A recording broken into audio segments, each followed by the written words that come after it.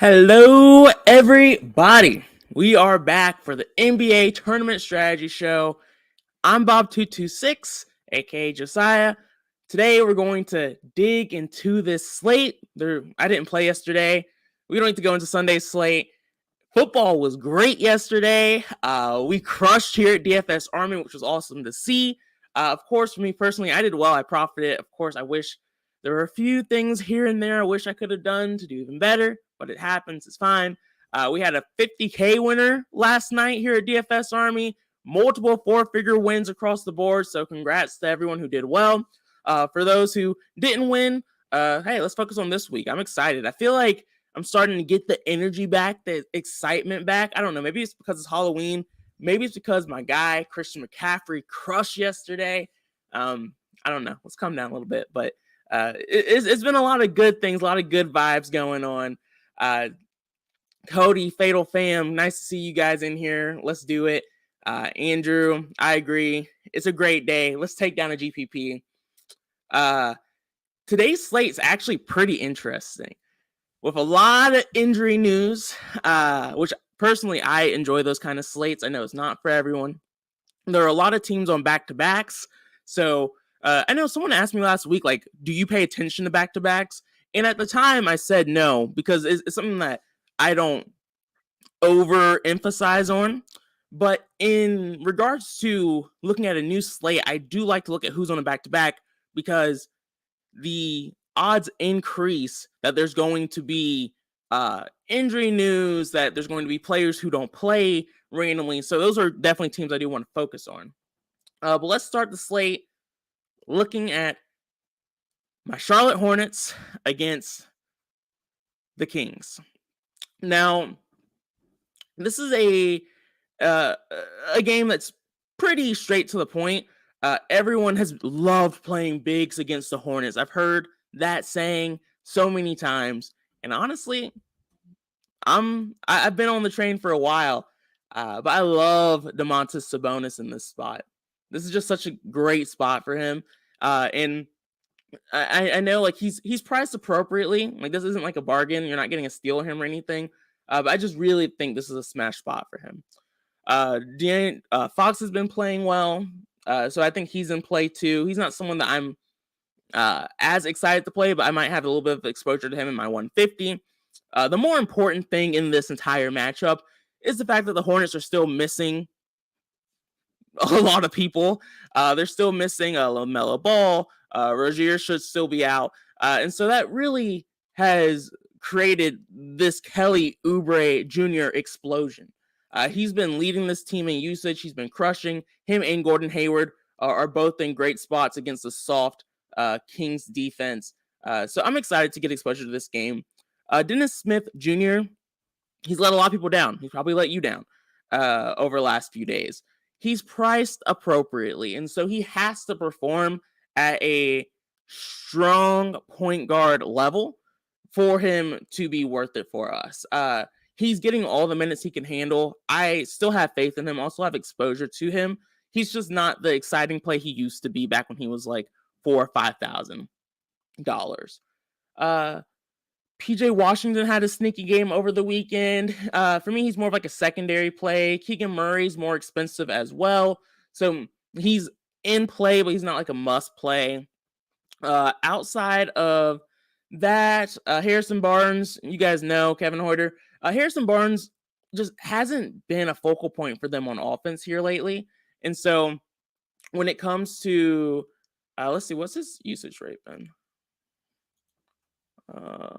Barnes. Yeah, his usage rate is only 16%. He's only at 0.67 points per minute. It's just not looking good for him. But he is still a GPP target for the pure sense that he can get hot at any time. And this is a matchup that gives him that potential opening more so than some other matchups. So he's someone that I want to keep a good pulse on. Mason Plumlee's cheap. I don't know if we'll need the value at center. But if we do, I mean, we'll know later once we get some of the injury news. But if we do need that value, I'll be willing to go there. This is something that I wanted to try this week.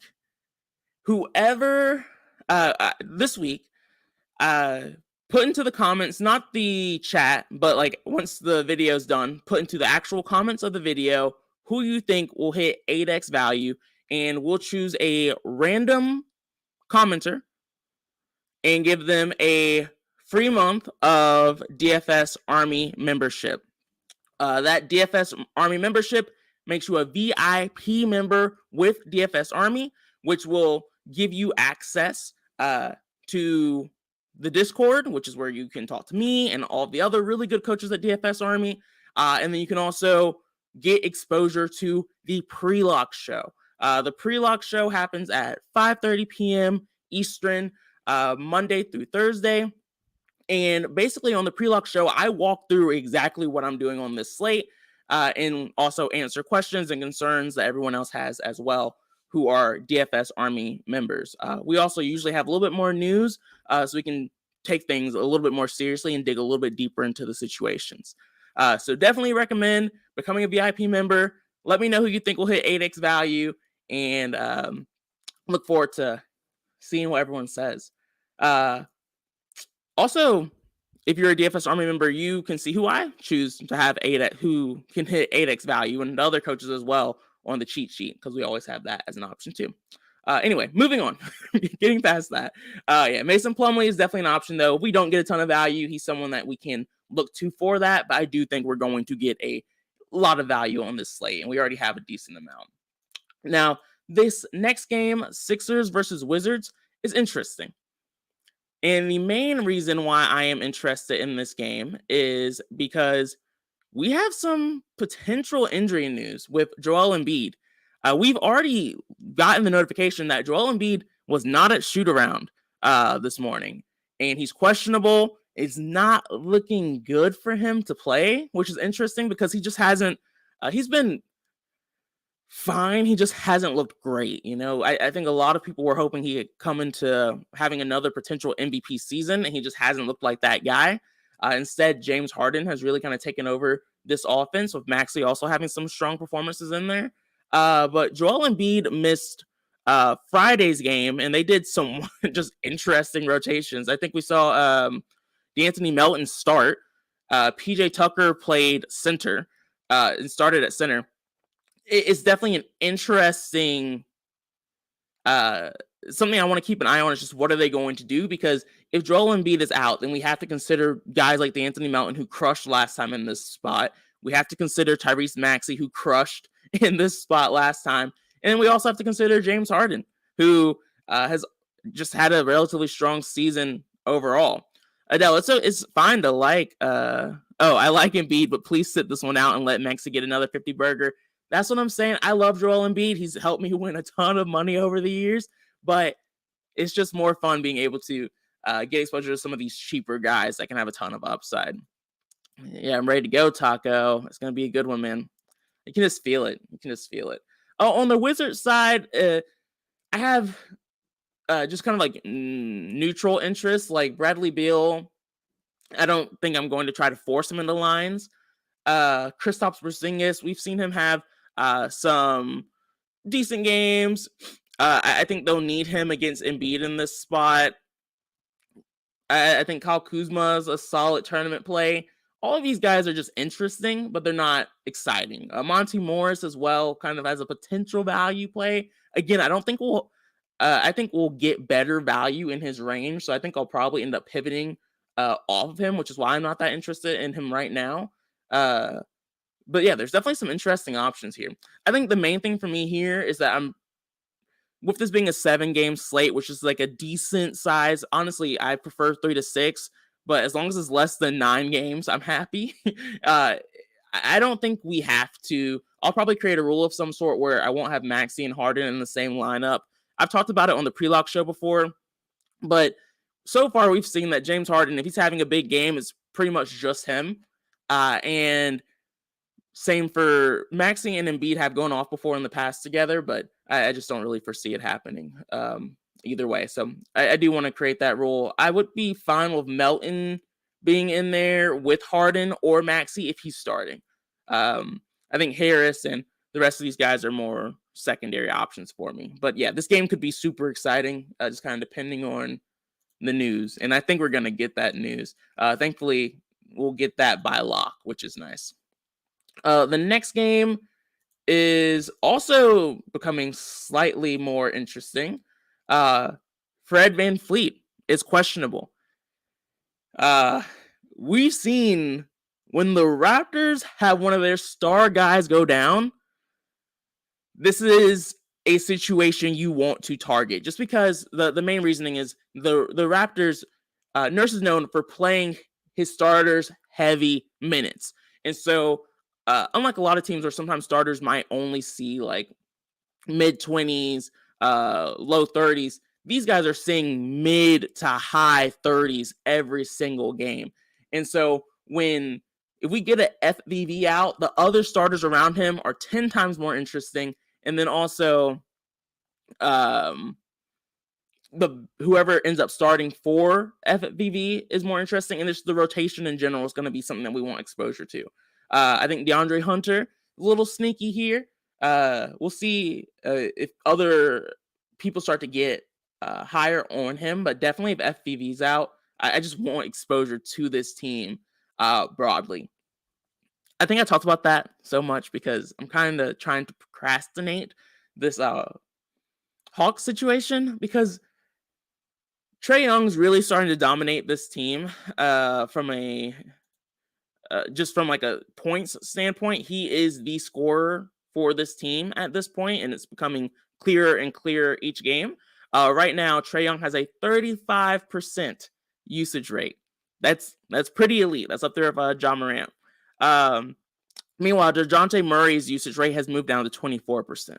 And so it's becoming clearer and clearer that Trae Young's the guy that you want here. DeJounte Murray's becoming more of like the distributor and things of that sort.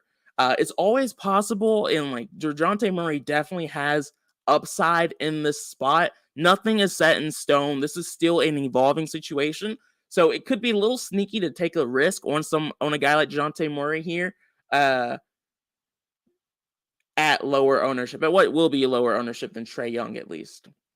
In my mind, both are in play, like DeJounte Murray for the GPP tournament strategy side, and then Trae Young for like the more consistent upside we've seen here recently. Along with that, like upside we've seen recently, like Pascal Siakam has been crushing it. He's been an absolute monster. I don't think I need to talk to you about this at this point. We've seen how well he's been playing. I think the matchup is decent for him. Capella isn't someone that you really have to fear when you're Pascal Siakam. I think the biggest thing I want to see is, will FVV play? Just because that's even more usage for Pascal. It's something I want to keep a good pulse on. I think I'll probably have exposure to him either way, but it's definitely a more exciting situation if FVV is out. Clint Capella himself is interesting. He's had some strong performances over the last few games.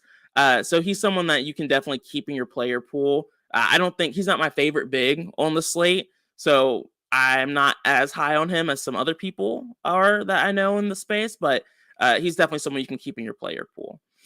All right. I think that's pretty much it for that game. This slate is so good. So good. Nets versus Pacers is the next game. The spread is concerning. 8.5 is very concerning. And that does scare me off playing studs together. Like I wouldn't play Durant and Irving together here. And so that makes that situation pretty easy for me here. If I'm playing one of them, I want one of them, not both, to be the guy going off. Because if both of them, we've seen it kind of throughout the season so far, when both of them are having decent games, neither one of them really crushed the slate. But if one of them, if one of them go off, then it's a much different situation. Taro, you're right. Didn't they just play? This game just played out on Friday. There is one thing different, though. Miles Turner didn't play on Friday, and Miles Turner is playing today. Another thing that people are really high on right now were bigs against the Nets, and Miles Turner wasn't there on Friday. I think the Nets are definitely going to feel his presence today. So Miles Turner is definitely one of the bigs in a nice situation on this slate in a soft matchup that I think we can target. Miles Turner, I have some trust issues with just kind of over the years. So it kind of scares me a little bit to kind of go too heavy on him, but we'll see how the slate goes. I mentioned Sabonis. I like him a lot. There's some other bigs on this slate. Kind of going back and forth on it a little bit, but we'll see. We'll see where we get. Adele mentioned, hey, do you use the DFS Army research station, i.e. projections, who's hot, other values to help create your player pool in the DS? Yeah. So for me, I'm the kind of person where there's not one thing that really that I hyper focus on, and that's the one thing that leads me to why you're in my player pool and why you're not. I just kind of collect a lot of information and then make decisions based off of the information I've been given, what other people are doing in the industry, et cetera, et cetera. But the research station is definitely a big piece of it. And I think the projections I don't pay particular attention to because typically they're the same thing as what's in the domination station. Who's hot, other value, trends, and things of that sort. Let's see, I can pull it up.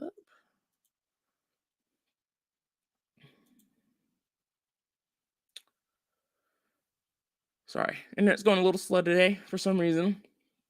I think it's interesting to look at ownership first thing if it's not on the DS already. I do pay attention to just kind of their full season stats, like usage and things of that sort.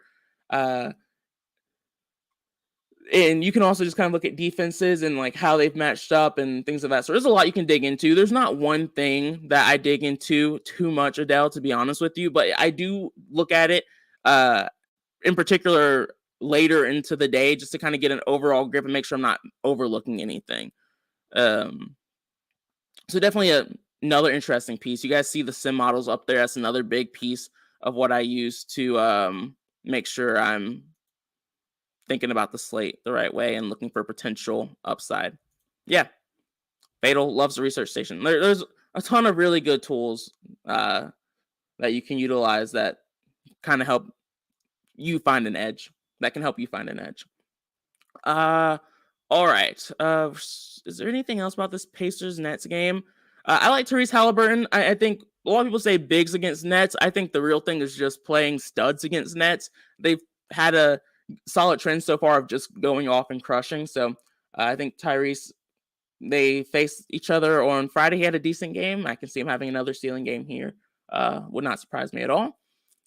I do, if I had to choose between Kevin Durant and Kyrie Irving, I wouldn't want to. I think they both are in a solid spot to have ceiling games. And so, like I mentioned, I think the best thing is just trying to not play them together. I think that's the best way of making sure you're not making a mistake there. This next game, we have the Bucks versus Pistons. Ooh, okay, let's see. Fatal Fam said, I've been on how consistent they hit the 5x value at their price point. Yeah, that's a great way of just finding, you can see how volatile someone is just by paying attention to those type of trends. So I think that's a great thing of looking at. There's so many like little details that people avoid or people don't dig deeper into that if you just took a little bit of extra time, like that's kind of how you find those hidden nuggets. That's how sometimes people are like, hey, how did you find that like guy who's at like 1 or 2%? And it's like, oh, I just realized he's been trending in the right direction. I feel like he had a lot of upside. I love this matchup, things of that sort that maybe other people weren't as high on because you took a little bit of extra time to dig deeper into the data. Whereas other people are just kind of looking at all the really popular shiny plays. It's something that I really appreciate about being a DFS Army member. Like before I was a coach, I was a member, and at DFS Army, we don't really just tell you who to play. Like I always like on the pre-luck show, you guys see who I'm boosting, who I'm playing, things of that sort. So you literally know that. But the thing that I appreciated was I was given the tools to help myself become really good at NBA DFS. And then that's how I kind of help myself kind of get to this level where I'm helping other people. You know what I mean? So that's one thing I appreciate about DFS Army. And one thing that I try to tell members is like, hey, don't just take my advice on like who to play, but like listen to how I kind of got there and what I'm looking for. So you can kind of make those decisions by yourself and you can make pivots to take a tournament down and not tie with me. Not that it's totally cool when we tie. I split 20K with DFS Army last year, I think. And that's fine, but I much I would much rather be in second place and have a DFS Army member take first, because that way we're both getting a lot of money and it's more fun that way. But anyway, back to this Bucks Pistons game. Cade Cunningham actually had a solid game. I remember that, which was nice. We talked about Cade Cunningham the day he had his like explosive game. We actually talked about him on the pre-luck show, and we looked at the simulation model, and we looked at a few of the things that I look at in the sim model, and I was like, Cade Cunningham, I'm leaving. I took out all of the other Pistons besides Cade Cunningham, and Cade Cunningham crushed. It's like Cade Cunningham, he was in my player pool. I didn't play Cade Cunningham on that slate, but I left him in the pool, and we talked about him on the sim model. And that's the epitome of like teach a man how to fish. Like I literally, it was like, come on guys, like this is a spot. I'm not doing it, but this is definitely a spot where you guys could really get an edge here, because the tool itself is showing it to you. And so that's what you need to look for. Giannis is a force.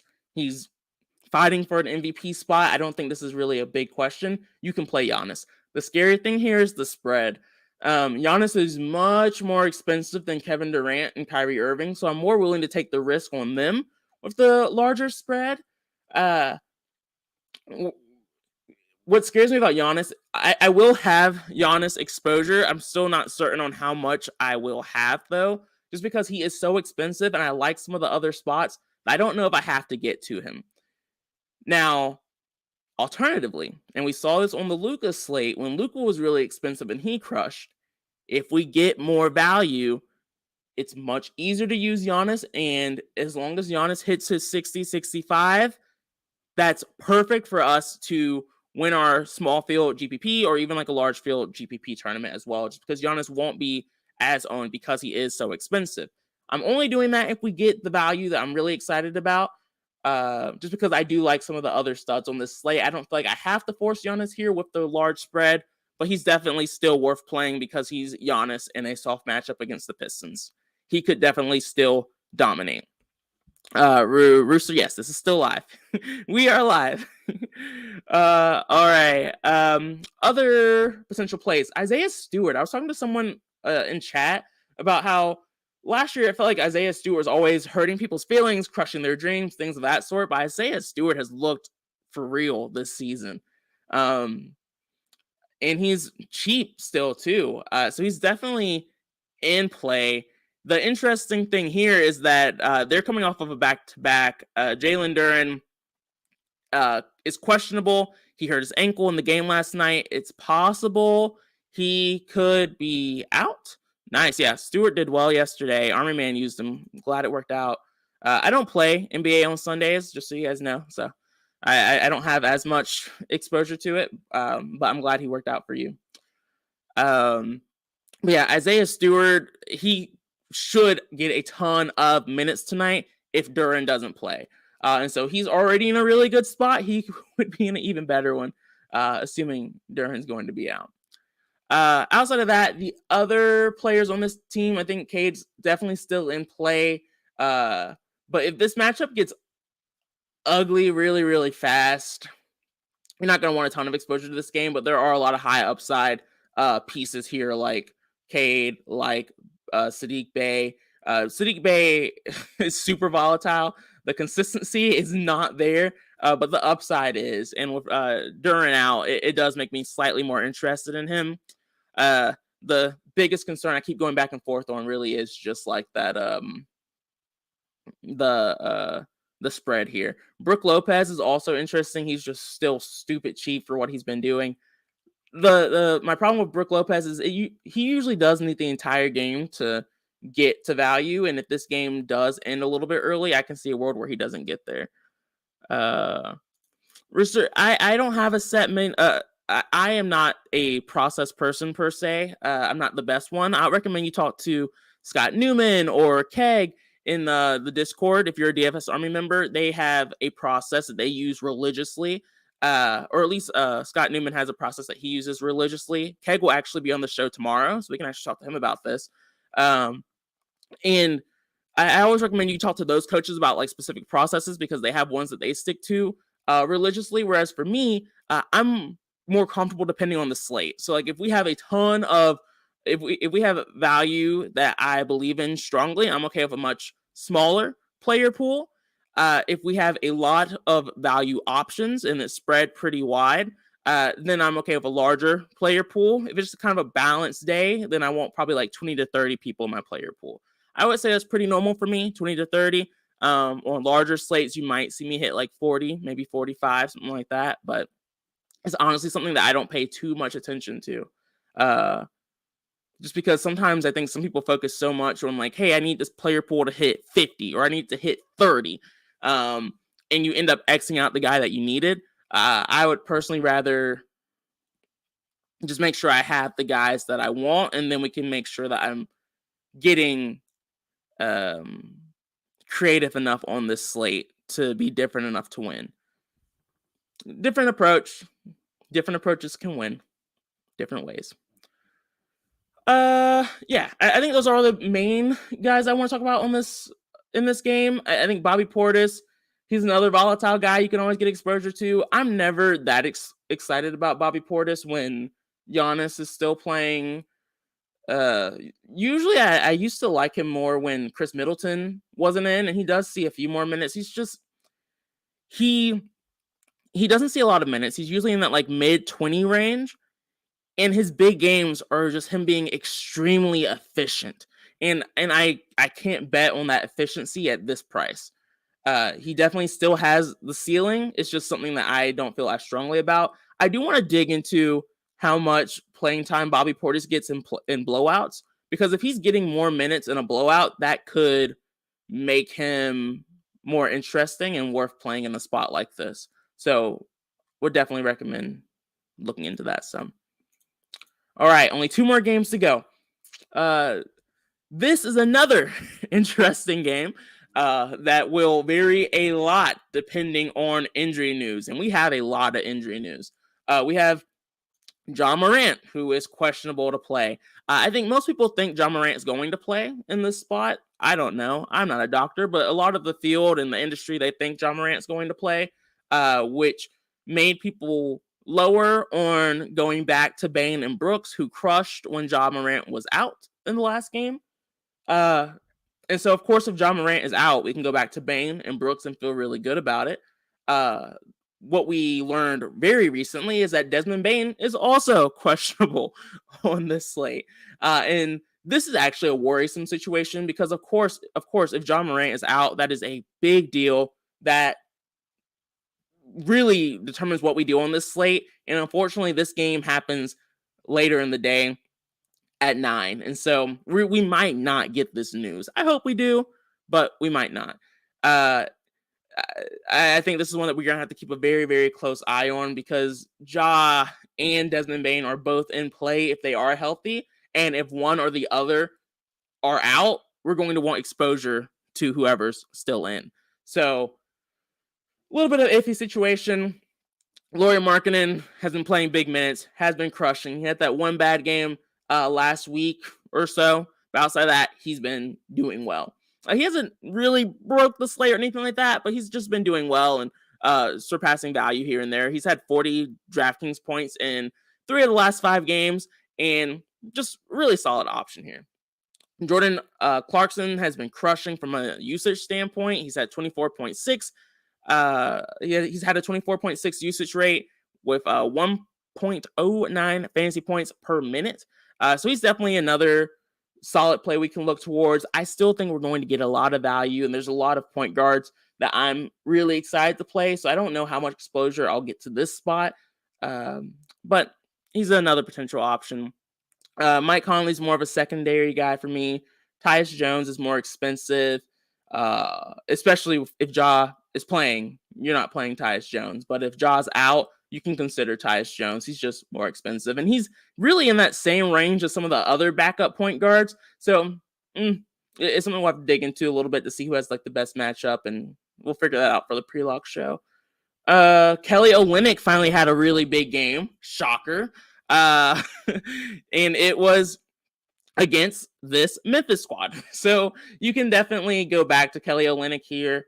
Again, I think there's a lot of bigs that I like on this slate as well who are in better matchups that I'm more excited about. So I'm not sure how much Kelly O experience I'll have or exposure I'll have, but we'll see.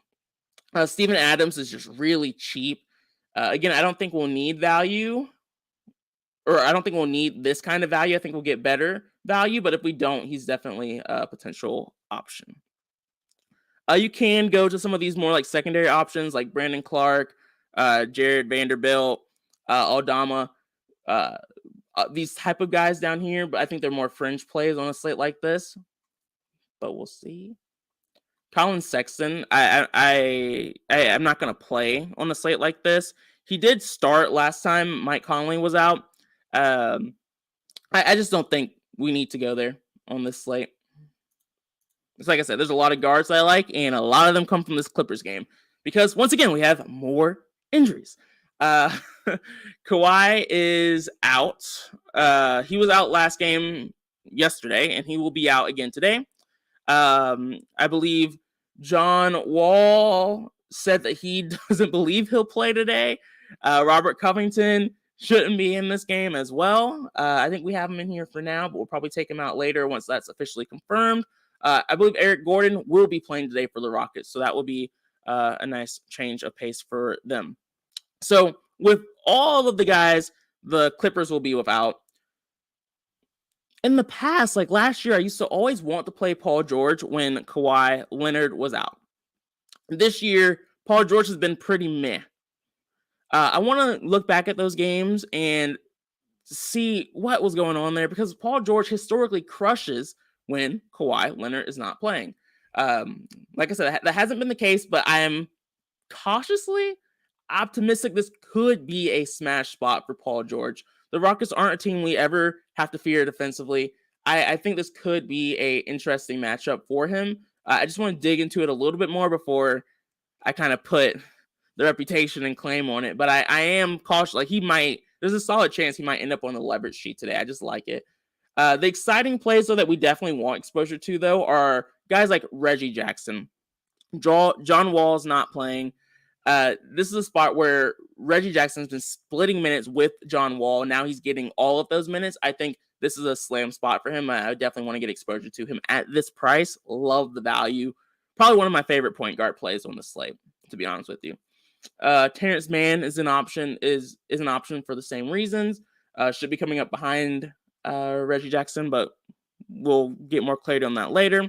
Norman Powell played the 6-man role last game out. I believe the coach said that he wanted Powell to get more chemistry with the second unit because that's where he'll be when Kawhi comes back to the starting line. I don't know. Yeah, 8x is realistic. We have players hit 8x all the time. It was a lot more consistent back when we had COVID, but when you go on FanDuel, you can see at the end of the slate who hits different levels of value, and there's pretty much a guy who hits 8x every night. Good morning, Mr. 5 Cents. Good to see you, man. PG stands for Paul George. Yep. Oh, man. All right. And so, I think there's a ton of value you can get from this game. One that I'm really excited about.